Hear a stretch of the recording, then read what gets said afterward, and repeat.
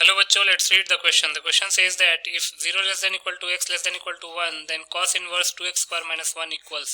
The options are 2 cos inverse x, pi minus 2 cos inverse x, 2 pi minus 2 cos inverse x and none of these. इस question में 0 less than equal to x less than equal to 1 दे रखा है, तो हमको cos inverse 2x square minus 1 की value निकालनी है। बहुत ही सिंपल सा क्वेश्चन है। पहले हम की कॉन्सेप्ट लिख लेते हैं। की कॉन्सेप्ट, तो पहला की कॉन्सेप्ट क्या है?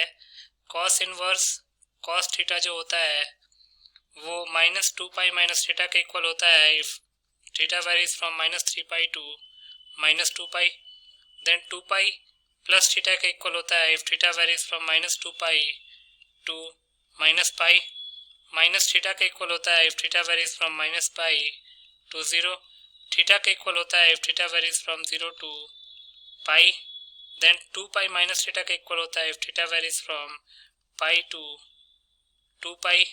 And last theta minus 2 pi के इक्वल होता है if theta varies from 2 pi to 3 pi. ये तो cos इनवर्स cos थीटा का वेरिएशन हो गया। दूसरा cos 2 थीटा का फॉर्मूला होता है 2 cos स्क्वायर थीटा माइनस 1। तो इन दोनों की कॉन्सेप्ट्स को यूज करके इस क्वेश्चन को सॉल्व कर लेते हैं। तो अकॉर्डिंग टू द क्वेश्चन जो x है वो 0 से 1 वेरी कर रहा है और cos inverse 2x square minus 1 की वैल्यू निकालनी है। cos inverse 2x square minus 1 की वैल्यू निकालनी है। तो x को हम cos थीटा पुट कर लेते हैं। x को cos थीटा पुट करेंगे तो थीटा हो जाएगा cos इनवर्स x। तो ये हो जाएगा cos inverse 2 cos square theta minus 1। तो ये हो जाएगा cos इनवर्स cos 2 थीटा। अब x को cos थीटा पुट किया है तो x चूंकि 0 से 1 वेरी कर रहा है तो इसका मतलब कि cos थीटा भी 0 से 1 वेरी करेगा। अब थीटा इसका मतलब कि 0 टू पाई बाई 2 वेरी करेगा, क्लोज ब्रैकेट। 0 भी इंक्लूडेड होगा और पाई बाई 2 भी इंक्लूडेड होगा।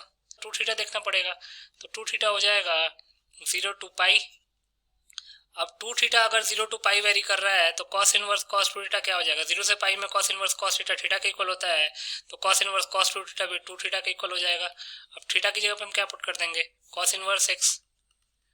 तो इसका मतलब लिख सकते हैं therefore cos inverse 2x square minus 1 can be written as 2 cos inverse x if x varies from 0 to 1। तो यहाँ से लिख सकते हैं hence A is the correct option। तो A ऑप्शन को टिक कर लेंगे। A option will be your final answer। I hope you understood it well. Best of luck।